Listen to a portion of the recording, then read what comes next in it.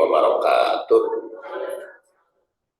Alhamdulillah nahmaduhu wa nasta'inuhu wa na'udzu billahi min syururi anfusina wa min sayyiati a'malina may yahdihillahu fala mudilla lahu wa may yudlil fala hadiya lahu. Amma ba'du fa ya ibadallah usikum bitaqwallah fa innal jannata uiddat liman ittaqah. Ibu-ibu rahimakumullah, hari ini kita akan membahas asma Allah atau nama-nama Allah Subhanahu wa taala yang mendidik kita bertauhid, yaitu surat Al-Hasyr surat 59 ayat 22. A'udzu billahi minasyaitonir rajim. Wallahu alladzi la ilaha illahu alimul ghaibi wasyahadah warrahmanur rahim. Dan ayat ini sering dibaca ibu-ibu tentang penampilan Asmaul Husna. Maka kita akan bahas Asmaul Husna yang sering dibacakan oleh ibu-ibu itu, yaitu surat Al-Hasyr 22 sampai 24. Hari ini 22 dulu. Nanti 23-nya, terus bulan berikutnya 24-nya. Ya, kemudian nanti ke Asmaul Husna yang lain, baru setelah bahas Asmaul Husna yang berkaitan dengan manusia.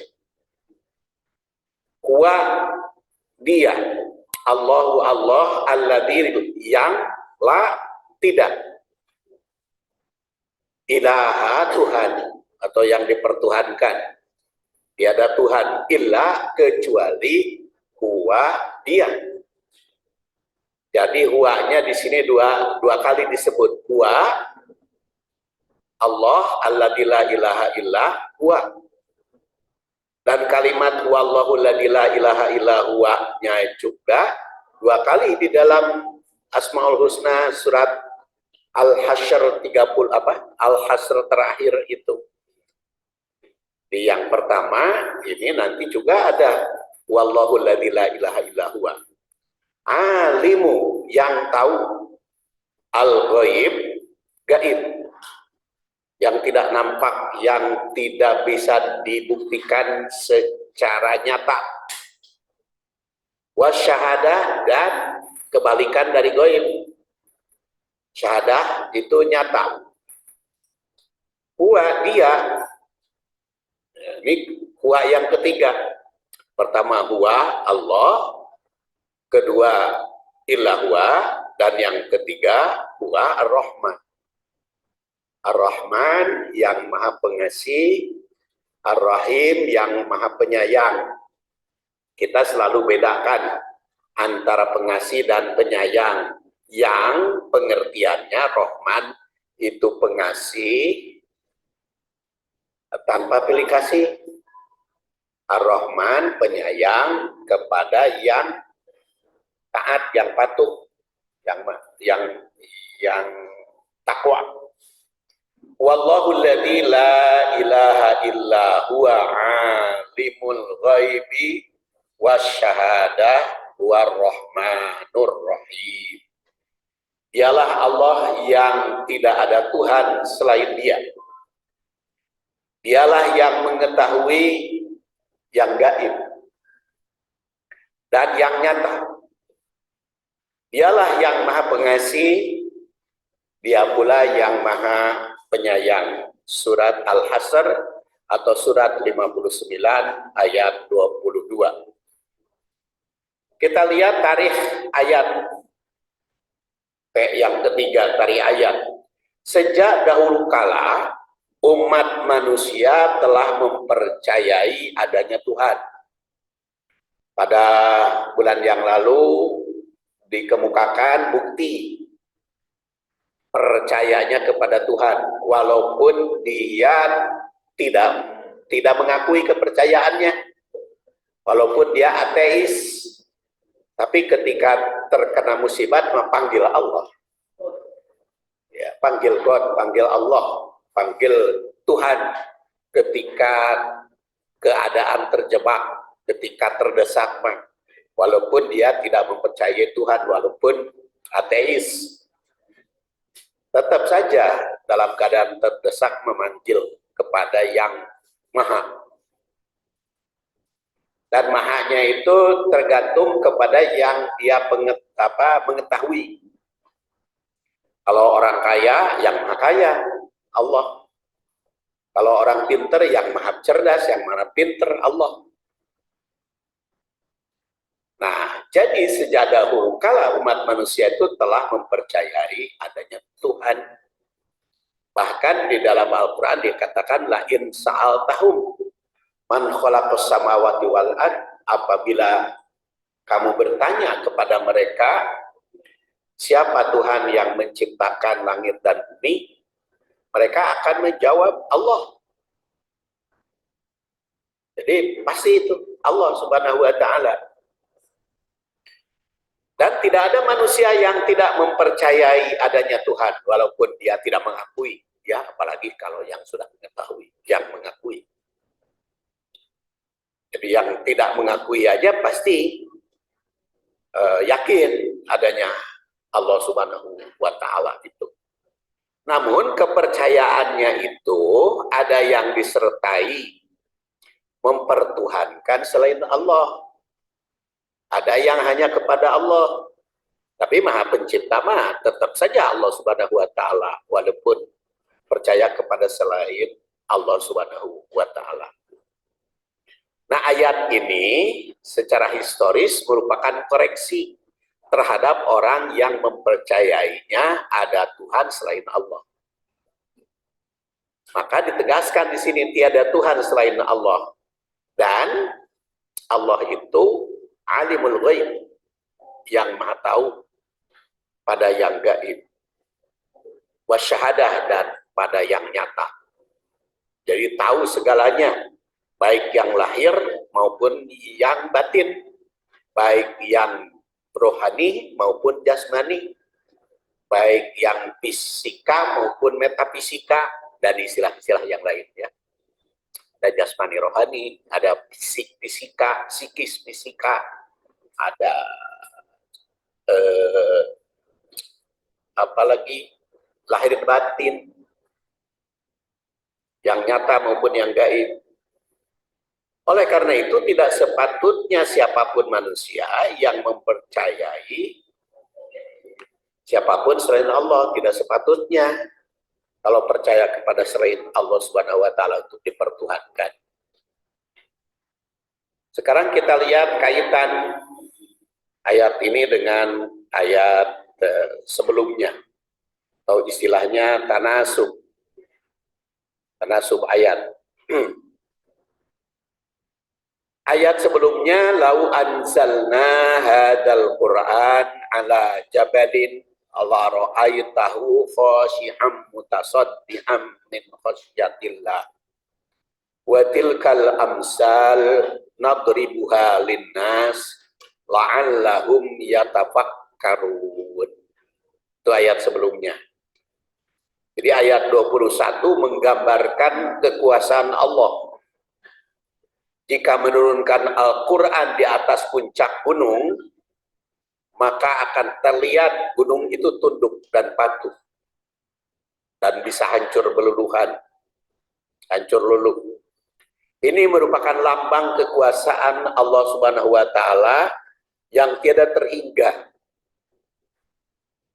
Ayat berikutnya menandaskan keesaan Allah yang memiliki nama yang baik, lahul asmaul husna. Dengan demikian Allah itu di samping memiliki kekuasaan yang tidak ada bandingannya, memiliki juga nama-nama yang indah. Hanya disebut asmaul husna. Al-asma itu nama-nama, al-husna yang indah, yang baik. Jadi keterkaitannya, setelah Allah mengatakan hebatnya kekuasaan, andaikan Quran diturunkan di gunung, maka gunung itu akan tunduk dan patuh,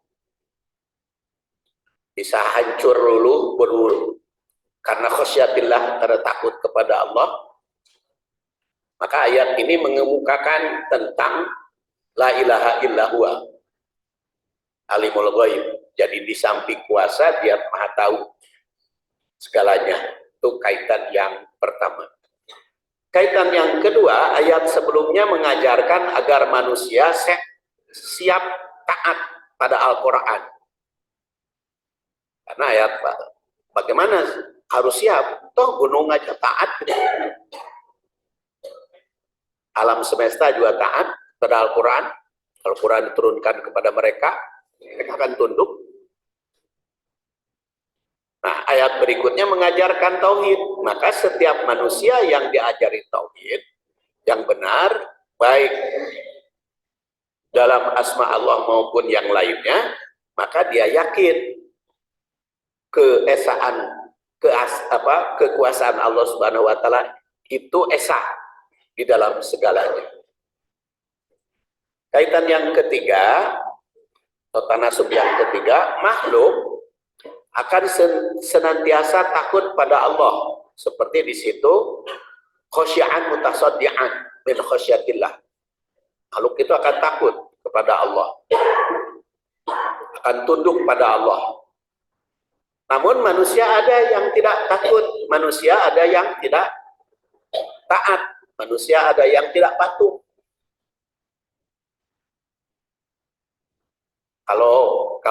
Kalau makhluk lain mah tasbih segalanya juga, langit, bumi, gunung, utek tongo, alang taga, itu semuanya takut, tunduk kepada Allah.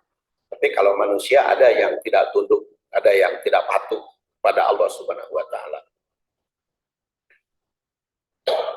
Sehingga manusia itu ada yang kurang merasa takut akan siksaannya, sehingga berani menentang,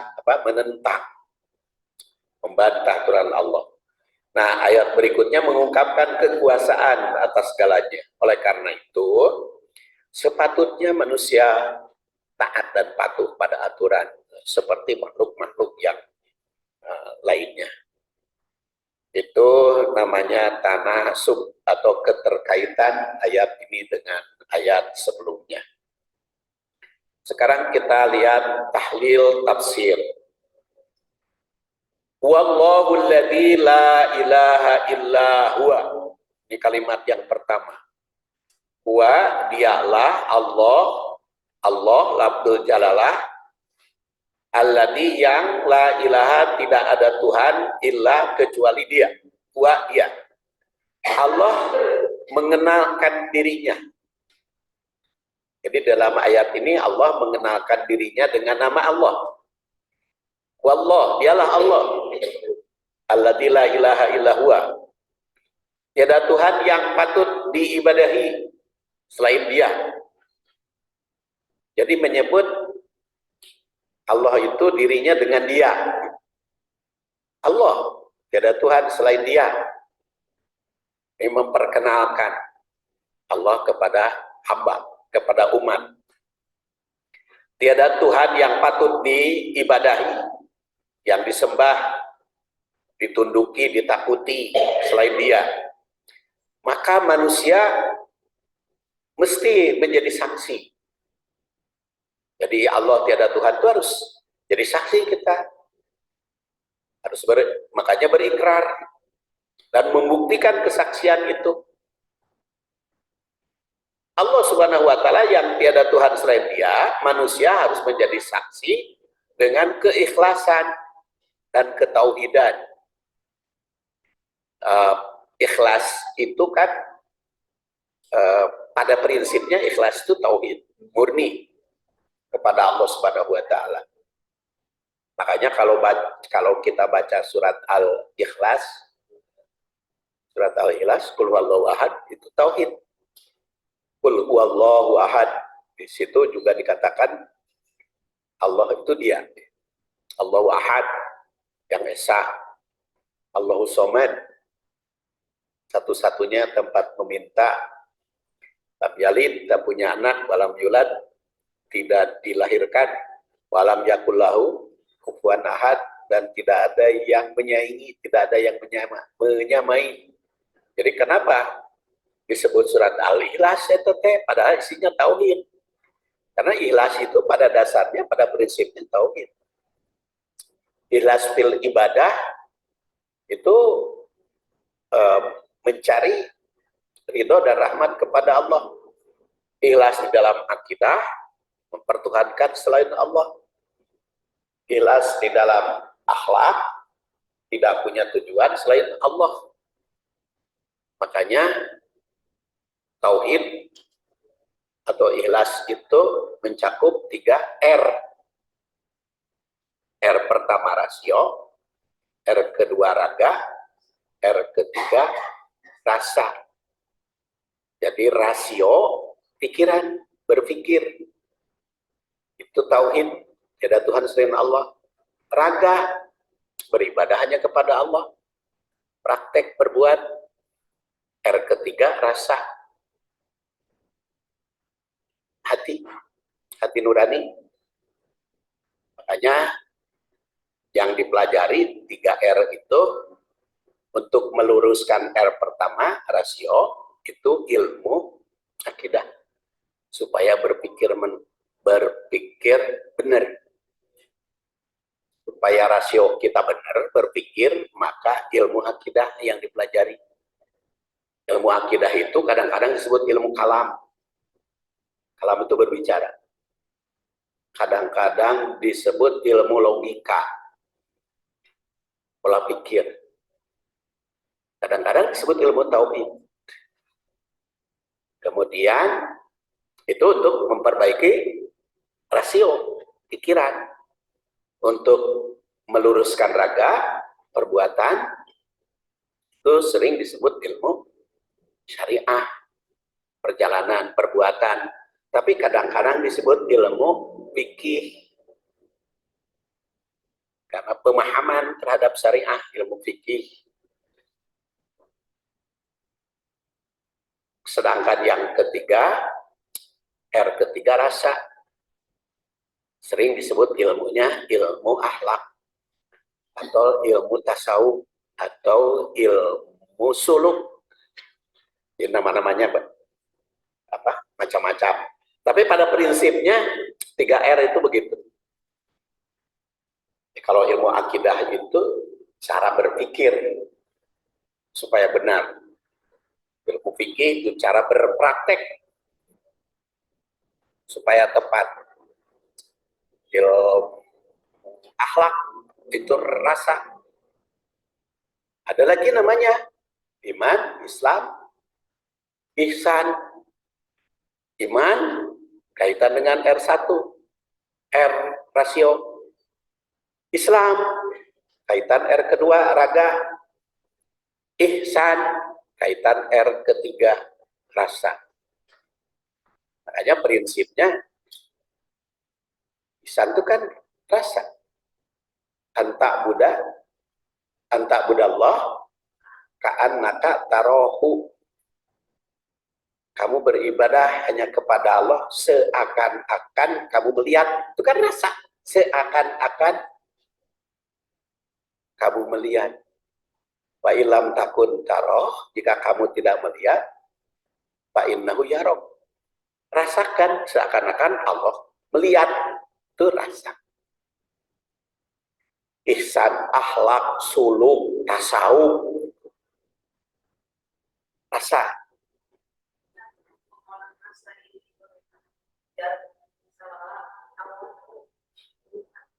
Nah, tadi jadi mengolah rasanya seakan-akan kita merasakan dilihat Allah. Kalau jadi itu perasaan kita merasa dilihat. Jadi beribadah kita seakan-akan melihat Allah, seakan berhadapan rasa kita. Itu makanya olah rasa. Jadi tasawuf itu lebih banyak olah rasa, tasawuf itu. Makanya ada ilmu tasawuf, boleh istilahnya mau disebut ilmu tasawuf, mau disebut ilmu akhlak, mau disebut ilmu suluk, itu tergantung istilah-istilah. para ahli. Itu olah rasa. Tapi kalau mengolah raga, perbuatan, ya ilmu fikih itu. Karena perbuatan kan. Makanya kalau berbeda fikih kelihatan kan. Antara fikih Syafi'i dengan fikih Hanafi kan kelihatan. Ya, fikih Syafi'i kumaha, umpamanya sholat subuhnya kunut, kan kelihatan kunut itu. Kalau fikih Hanafi sholat subuhnya tidak kunut, kan kelihatan. Kalau fikih mah kelihatan gitu bedanya. Kalau fikih Syafi'i batasan idah itu 3 kali suci, kan kelihatan suci mah berhenti haid. Kalau fikih Hanafi 3 kali haid, kan kelihatan. Jadi kalau fikih mah berbeda. Tapi semuanya baik Hanafi, Maliki, Syafi'i maupun Hambali menyarankan kepada kita agar madhab mereka itu hadis sahih. Al hadisus sahih madhabi, itu kata Imam Syafi'i dan Imam Hanafi. Kalau kata Imam Maliki, kalau sahih ambil, kalau tidak sahih tinggalkan. Kata Imam Hambali, Imam Abu Nu'man, Hanafi, Maliki, Syafi'i, Hambali, itu manusia, bisa benar, bisa salah. Kalau cocok dengan hadis sahih, ambil. Kalau tidak, jangan. Jadi, keempat madhab itu semua sama sarannya. Pilih yang cocok dengan hadis sahih. Baik kata Imam Hanafi, Imam Maliki, Imam Syafi'i maupun Imam Hambali menyarankan tidak boleh ambil hadis dhaif. Jadi tidak ada satu madhab pun yang membolehkan hadis dhaif. Eta mah kabeh dieunaakeun we para ulama berpendapat hadis dhaif gitu naon ari padilah mah itu tidak ada di madhab. Ya dhaif kayak hadis di ulama madhab itu nggak ada yang membolehkan pakai hadis dhaif. Seluruh ulama madhab menyarankan hanya hadis sahih dan hasan yang bisa dipakai. Hadis dhaif jangan dipakai oleh keempat madhab juga. Jadi kan hadis dhaif teh berendel apa ngaburudul lamun tanggal 1 Rajab di WA hadis dhaif murudul engke ge Sa'ban murudul deui hadis dhaif teh. Barang siapa yang mengumumkan bulan Sa'ban, kamari mah barang siapa yang mengumumkan bulan Rajab bebas neraka. Nanti bulan Sa'ban barang siapa yang mengumumkan bulan Sa'ban, ada lagi. Itu hadis palsu. Nanti kalau Ramadan barang siapa yang mengumumkan bulan Ramadan, pas nuzul Quran barang siapa yang mengumumkan nuzul Quran diubah. Itu hadis palsu melulu. Jangan dipakai. Makanya saya sarankan di YouTube ataupun di TikTok, saya katakan saring dulu sebelum di-sharing. Saring dulu sebelum di-sharing. Jadi sebelum dibagi itu ini benar atau tidak, dan itu di grup teh aya wae nu seneng sharing tanpa saring gitu.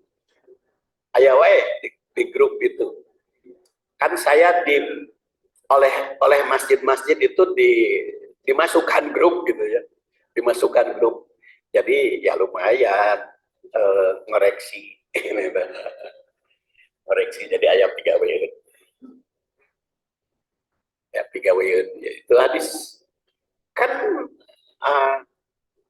Rasul sallallahu alaihi wasallam bersabda waqafa bil mar'i kadiban, cukup orang itu dusta apabila yuhaddisu kullama sami'a, apabila membicarakan apa yang seluruh ia dengar.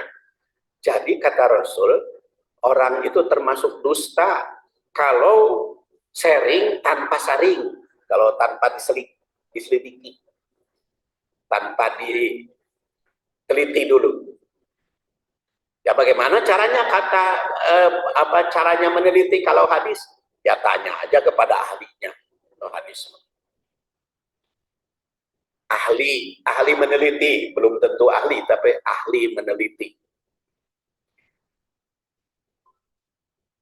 Jadi itu 3 ilmu yang kita pelajari: akidah, syariah, akhlak, atau ilmu kalam, ilmu fikih, ilmu tasawuf, atau juga ada yang menyebut ilmu tauhid, ilmu fikih, ilmu akhlak.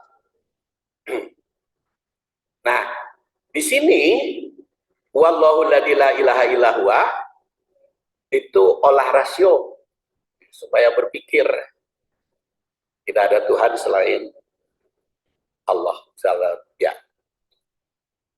Dan diriwayatkan dari Umar bin Dinar, ulangi bukan Umar, Amr bin Dinar, Sami itu Jabir bin Abdullah, dia mendengar Jabir bin Abdullah, yaqulu ana man syahida mu'adan hina hadaratul wafat.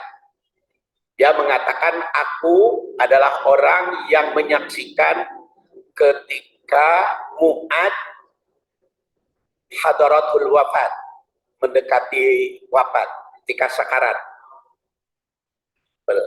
ketika mendekati mati, ketika Yakul, dia mengatakan, akshifu anni sajbal qubbah uhaddisukum hadisan.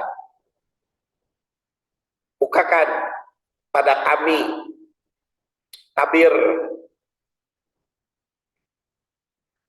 jendela, tabir kubah, tabir penutup. Uhaddisukum hadisan, aku ingin menyampaikan kepada kalian hadis. Sami itu aku mendengar min Rasulillah sallallahu alaihi wasallam, dari Rasul sallallahu. Wa qala marratan ukhbirukum bi syai'in sami'tuhu. Aku akan beritahukan kepada kalian sesuatu yang aku dengar min Rasulillah.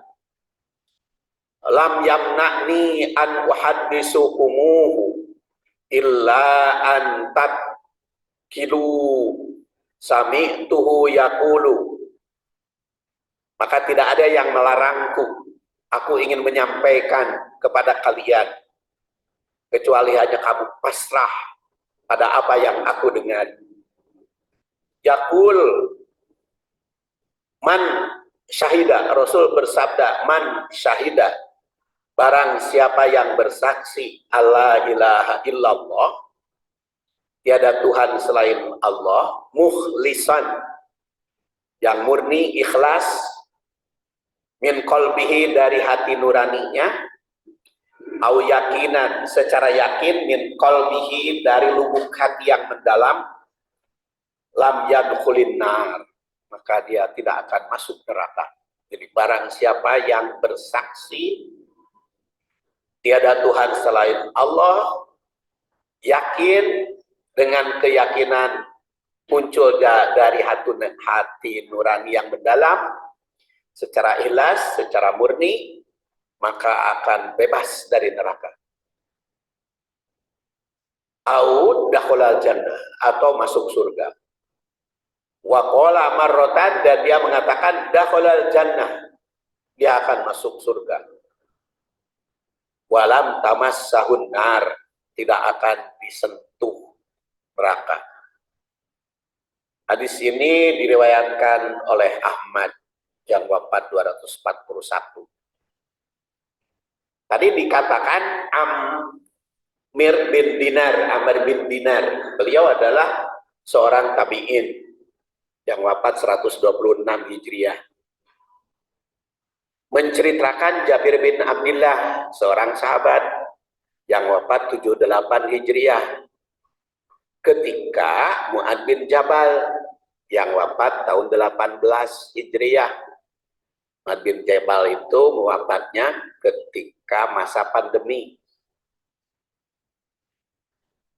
Hari pertama sanes COVID, tapi masa pandemi, masa tahun 18 Hijriah itu kan di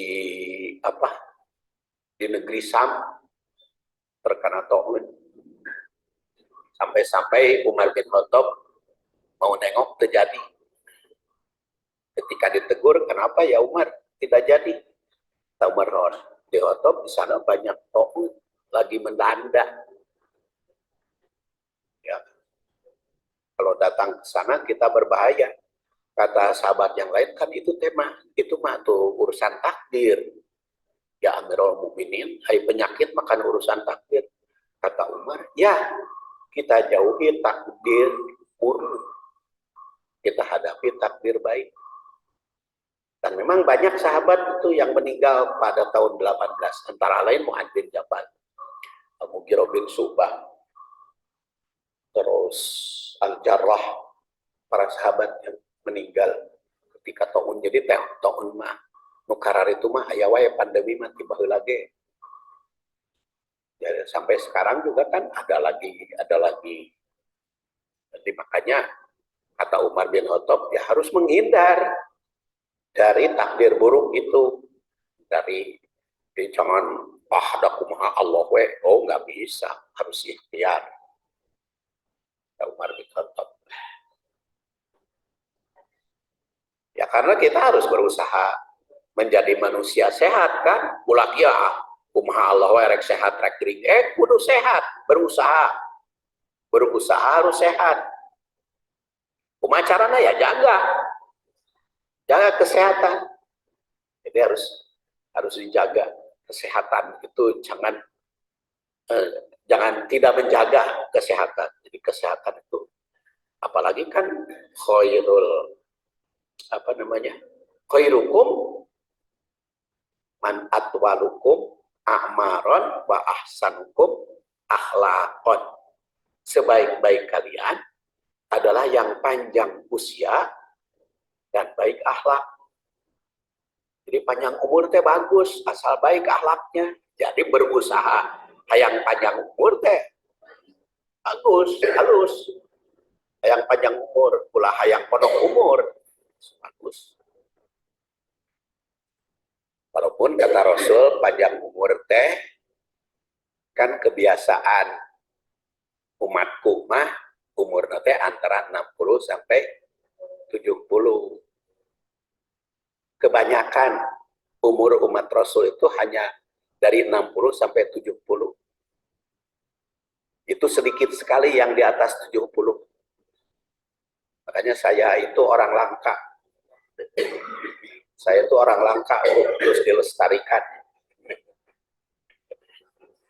Karena sudah lewat 70 saya jadi orang langka itu, ya. Jadi bagi yang masa 60 sampai 70 masa-masa banyak rawan gitu ya. Jadi itu kembali ya tadi ke Mu'adz bin Jabal. Kata Jabir bin Abdullah, saya menyaksikan ketika Mu'adz sakaratul maut. Dan dia berpesan tentang hadis Rasul, jaminan bagi yang bertauhid secara benar. Jadi kalau tauhid secara benar, itu akan masuk surga dan akan bebas dari neraka. Makanya tauhid itu harus benar. Makanya ibu-ibu sering menyampaikan Asmaul Husna kan, mana-mana. Bahkan Bu Yani mah Asmaul Husna teh waktu wisata. pulang dari wisata dimanapun, nah, ketika di tol mau ke Bandung, Asmaul Husna. Sebelumnya mah rame-rame jara roget segala ibu-ibu teh gini.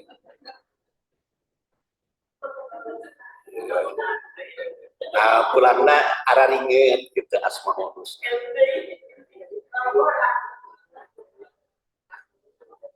Iya barobo we. Hari abdi mah Hari abdi mah wisata ka ibu-ibu antep beda makmum abdi matara ikut campur ke rek itu rek dia oke disuruh ceramah nggak mau, saya mah ceramah mah waktu pengajian dan wisata masih barabe bas.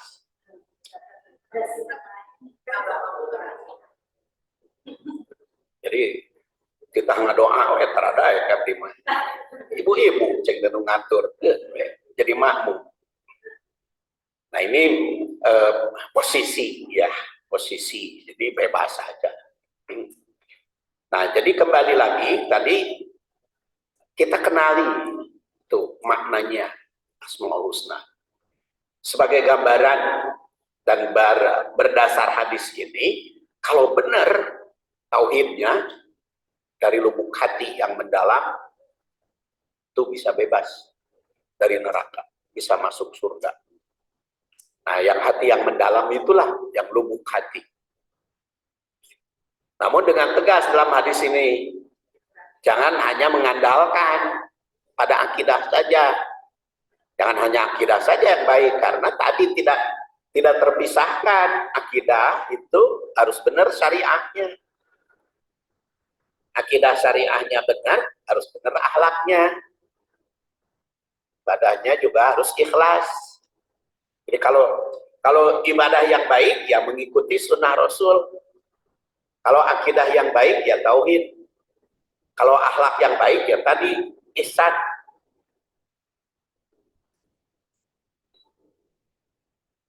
Nah, berdasar hadis ini tauhid yang menjamin masuk surga itu pertama dan membebaskan neraka. Pertama keyakinannya tiada Tuhan selain Allah.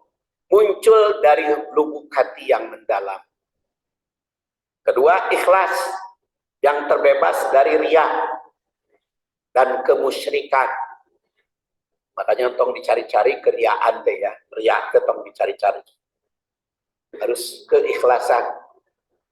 Kemudian yang ketiga, tidak hanya mengandalkan keyakinan, tapi mesti diwujudkan dalam ucap,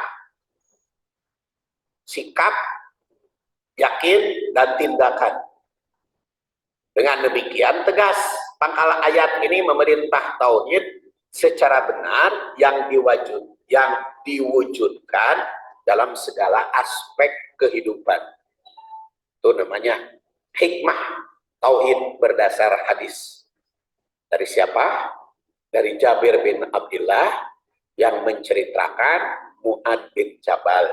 Mu'ad bin Jabal menceritakan kesaksian oleh Jabir bin Abdullah. Jabir bin Abdullah ngabejakeun kepada Amr bin Dinar 126. Alimul ghaibi wasyahadah. Alim dia yang maha tahu. Al-ghaib yang gaib. Wasyahadah dan yang nyata. Nah, nanti kalau sudah dihayati ayat ini, ketika dibaca itu kan tertanam di dalam hati kita. Ya. Alimul ghaibi wasyahadah. Keyakinan selanjutnya adalah pengetahuan Allah yang menembus segala yang ada dan yang tidak ada. Yang ada dan yang tiada. Yang gaib maupun yang nyata. Makhluk Allah itu segalanya mengandung kelahiran dan kegaiban. Jadi makhluk Allah itu semua ada unsur lahir, ada unsur gaib. Manusia ada unsur lahir, ada unsur gaib. Lahir yang nampak, kelihatan. Yang gaib yang tidak nampak. Masjid ini juga lahirnya kelihatan, yang nampak. Tapi gaibnya juga ada. Semuanya. Segala yang nyata ada unsur gaibnya. Segala yang lahir ada unsur batinnya. Segala jasmani ada unsur rohaninya. Rahasia kegaiban hanya diketahui oleh Allah. Makhluk tidak mengetahui yang rahasia. Setiap manusia dianjurkan mendekatkan diri pada Allah dalam segala kondisi fisik baik dikala berbaring, duduk maupun berdiri, baik di dalam segalanya. Karena Allah menandaskan kul la ya'lamu man fis samawati wal ard al ghaiba illallah wa ma yashkurun ayyana yub'atsun. Katakan, Muhammad, tidak ada sesuatu pun di langit dan di bumi yang mengetahui perkara yang gaib kecuali Allah, dan mereka tidak mengetahui kapan mereka akan dibangkitkan. Jadi berdasar ayat ini tidak ada yang tahu urusan gaib itu. Ayat ini diawali dengan kul yang memerintah agar Rasul menyampaikan pada umat bahwa di langit dan di bumi tidak ada yang tahu masalah gaib selain Allah. Dengan demikian termasuk Rasul tidak mengetahui yang gaib. Rasul aja nggak tahu yang gaib itu, kecuali yang diberitahu oleh Allah. Di sini tegaskan dengan layak lam, disambung dengan illallah, tidak ada yang tahu kecuali Allah. Manusia tidak boleh ada yang mengakui tahu kegaiban. Jika ada yang mengatakan dia tahu gaib, itu bohong. Tidak ada manusia yang tahu gaib. Kalau ada yang mengatakan tahu gaib, itu bohong. Hanya penipuan-penipuan itu kan kasusnya sekarang lagi rame. Karena ada yang tahu gaib, uang digandakan. Ya, dia tahu yang gaib. Kumaha eta uang digandakan di mana? Lamun bener eta uang bisa digandakan, inflasi atuh Bang. Lama-lama rugi. Kan nyetak uang harus dihitung itu dengan kondisi ya, defisit inflasi dan sebagainya kan harus dihitung. Jadi kalau bisa digandakan, bisa bangkrut negara itu kalau uang bisa digandakan. Karena itu kan nanti uangnya itu kan banyak gitu numpuk ya di luaran, numpuk kan itu bisa bangkrut negara. Makanya itu bisa uang itu dicetak berulang tanpa perhitungan. Jadi kalau itu cenah negara teh hayang loba duit hayang dicetak ya hancur negara. Jadi sekarang itu kegaiban di aku tahu ya.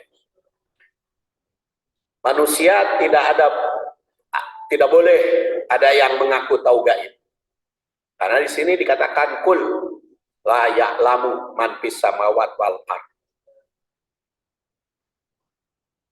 Jadi jika mengatakannya dia tahu gaib, itu bohong.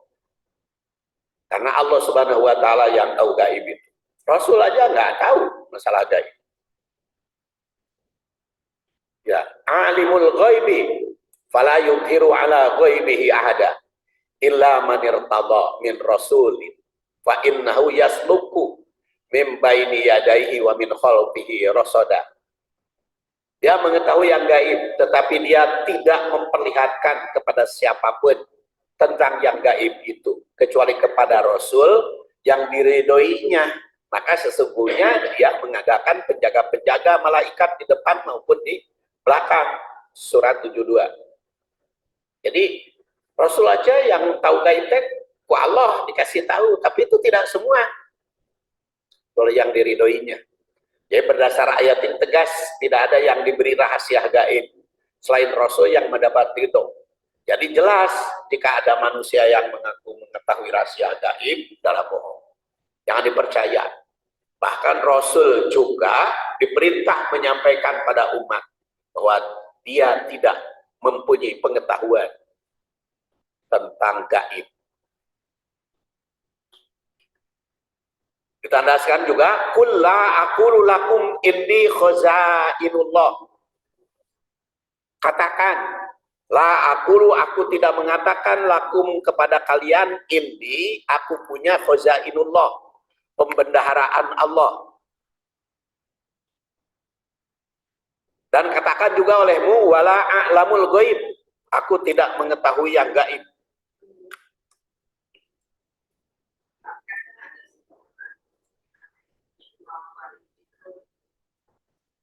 Gak tahu yang gaib itu. Indigo juga. Jadi itu bukan yang gaib, itu berarti yang lahir. Jadi itu bukan yang gaib, yang dia tahu. Itu bukan gaib, tapi itu lahir. Lahir yang diperlihatkan kepada mereka mungkin gitu ya. Tapi kebanyakan halusinasi.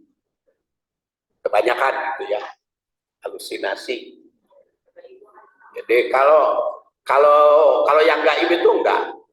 Jangankan manusia biasa, Rasul aja enggak. Tapi kan cenah eta mah jurig, ya, berarti bukan gaib itu.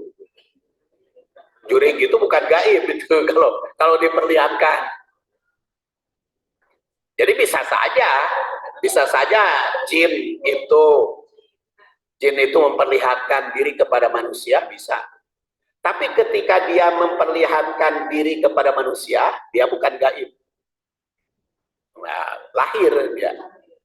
Jadi kalau yang gaib mah nggak bisa. Kan indigo juga sampai di sini sampai sekarang kan masih diperdebatkan. Kalau dia melihat ada sesuatu segala macam, itu bukan melihat gaib, tapi itu halusinasi dia, bayangan dia, ya, bayangan, halusinasi atau angan-angan.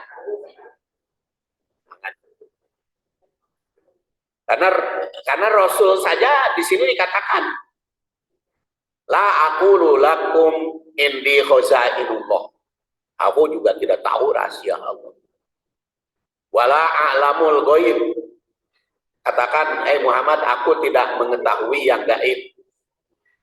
Wala aqulu lakum inni malak in attabi'u illa ma yuha. Aku yang saya sampaikan itu cuma yang diwahyukan. Kul hal yastawil a'ma wal basir. Katakan olehmu, apakah ada kesamaan yang melihat dan yang buta? Apalah tatafakkarun. Gunakan pikiran. Itu surat Al-An'am ayat 50.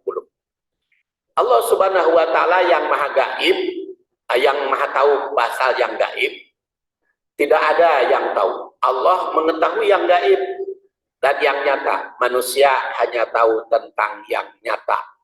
Jadi kalau dia mengatakan melihat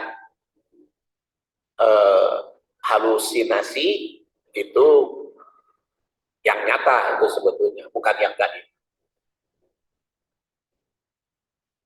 Pengetahuan manusia tentang yang nyata juga sangat terbatas. Jangan-jangan yang gaib, yang nyata aja kan terbatas. Yang nyata, nah, Masjid Baitur Rahim ini nyata, tapi nyatanya ini kan terbatas juga. Saya bisa melihat ini sebelah dalam, sebelah luarnya kan nggak kelihatan. Berarti kan terbatas penglihatan yang nyata aja. Saya melihat ke depan ibu-ibu, di belakang saya kan nggak kelihatan. Jadi itu yang nyata aja terbatas manusia. Kalau Allah mengetahui semuanya. Allah Subhanahu wa taala mengetahui segala-galanya. Kemudian War-Rahmanur Rahim. Dialah Maha Pengasih lagi Maha Penyayang. Ar-Rahman Ar-Rahim. Ini sudah dibahas ketika kita mengkaji surat Al-Fatihah beberapa tahun yang lalu. Ibu-ibunya juga sudah ganti. Ar-Rahman, Maha Pengasih, Ar-Rahim, Maha Penyayang. Ar-Rahman itu sering diterjemahkan kasih sayang, memberikan kasih sayang tanpa pilih kasih. Nah, makanya selama di dunia Allah itu menggunakan Ar-Rahman. Jadi kan kalau selama kita hidup di dunia kan rek taat rek itu kan tetap aja dikasih oleh Allah. Kan ke sholat oke, ayo usaha bener kan tetap aja kaya kan. Untuk sugan pedah tarajakat jadi we bangkrut. Tarajakat oke, ayo usaha bener mantu bangkrut kan. Karena Allah Ar-Rahman, selama di dunia ini tidak disiksa manusia itu gara-gara tidak taat. Kan itu cuman cerita aja pedah banyak sodako jadi ngadadak benghar sama kan dina cerita aja karena banyak sodako jadi bala lenghar tapi ayeuna mah tos teu guyub deui keajaiban sodako teh nya kalau lebih ayeuna mah. Jadi kan tidak semua banyak sodako itu ngadadak kaya raya yang enggak. Itu mah berkaitan dengan keikhlasan mencari ridho Allah kalau banyak sodako. Jadi jangan sampai supaya saya banyak harta, banyak sodako, ya jangan itu cara dalilnya. Cara dalilnya jangan itu. Kalau banyak sodako, mah ingin mendapat ridho Allah, ingin mendapat rahmat Allah Subhanahu Wa Taala. Jadi itu Ar-Rahman, karena Allah itu Ar-Rahman. Jadi selama di dunia itu Allah Subhanahu Wa Taala mencurahkan kasih sayang tanpa pilih bulu. Sedangkan Ar-Rahim nanti di akhirat. Makanya dipanggil Allah itu Ar-Rahman dan Ar-Rahim. Dan kalau kita memanggil nama Allah ya itu Asmaul Husna.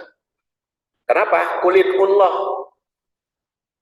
Berserulah nama Allah, Awidur Rahman atau Ar-Rahman atau Ayyaman Tabu. Nama mana saja, Falahul Asmaul Husna. Itu nama Allah yang maha baik. Dan sini Ar-Rahman Ar-Rahim, bukti-buktinya saya susun di dalam tabel, tidak perlu saya baca. Nanti ibu-ibu sendiri baca semua. Banyak sekali Ar-Rahman dan Ar-Rahim. Ya. Di sini ada Ar-Rahman, Ar-Rahim, kadang-kadang langsung Ar-Rahman, Ar-Rahim itu digandengkan, kadang-kadang ada Ar-Rahman saja, kadang-kadang ada Ar-Rahim saja. Kita lihat sekarang takwil ayat. 1. Kalimat pertama pangkal ayat ini Allah menyebut namanya dengan lafdzul jalalah. Lafdzul jalalah lafaz itu ucapan kegagahan. Ya, Allah itu disebut lafdzul jalalah yang melambangkan kekuasaan, kegagahan dan keesaan. Karena di situ dikatakan wallah alladzi la ilaha illa huwa. Dia memperkenalkan diri dengan nama Allah. Sehingga menjadi pusat perhatian bagi hamba. Di Allah. Kemudian yang kedua ditegaskan selanjutnya bahwa Allah itu tiada Tuhan selainnya. Selain dia. Ini mesti menjadi keyakinan umat. Yang mesti diwujudkan dalam segala ucapan. Sikap dan keyakinan. Jasmani, rohani, jasmani maupun rohani, ya. Jadi istilahnya baik dalam R1 rasio itu muncul dari jinan, batin, lisan, ucapan, arkan, perbuatan. Begitu pula R kedua raga. Raga itu bukan hanya fisik, tetapi juga rohaninya. Bukan hanya jasmani, tapi juga rohani. Ketika raga, ketika fikih juga jasmani rohani. Begitu pula akhlak. Akhlak itu kan bisa dilihat jasmaninya, tapi batinnya juga harus baik. Jadi memang semuanya itu merupakan satu kesatuan. 3R itu. Rasio, raga, dan rasa. Tidak ada Tuhan selain Allah. Kemudian yang ketiga, Allah Subhanahu wa Ta'ala juga menyatakan bahwa Dia mengetahui yang lahir dan yang gaib. Jadi kalau kita hanya mengetahui yang lahir saja, tidak tahu yang gaib, dan kita yakin yang lahir pun terbatas. Yang lahir pun terbatas. Makhluk Allah yang lahir bisa saja diketahui manusia, tapi hanya sebagian kecil. Bagian kecil saja, tidak sebagian besar. Karena terbatas oleh ruang dan waktu. Oleh ruang, karena terhalang, tidak kelihatan kan? Kita sedang di dalam, di luar kan tidak kelihatan. Terhalang oleh ruang. Waktu, oleh waktu yang tidak kealaman, tidak kelihatan, tidak diketahui. Jadi itu keterbatasan manusia. Sedangkan Allah tahu bukan hanya lahiriah dan tidak terhalang oleh ruang dan waktu, juga yang gaib. Pengetahuan Allah tentang yang lahir dan yang gaib tidak terbatas oleh apapun. Nah, pemandangannya menembus yang besar, yang kecil, yang lahir, yang batin, yang nyata, yang gaib, yang jasmani maupun rohani. 4. Allah memiliki Al-Asma'ul Husna sebagai Ar-Rahman yang jumlahnya cukup banyak dalam Quran, sehingga 45 kali Ar-Rahman itu,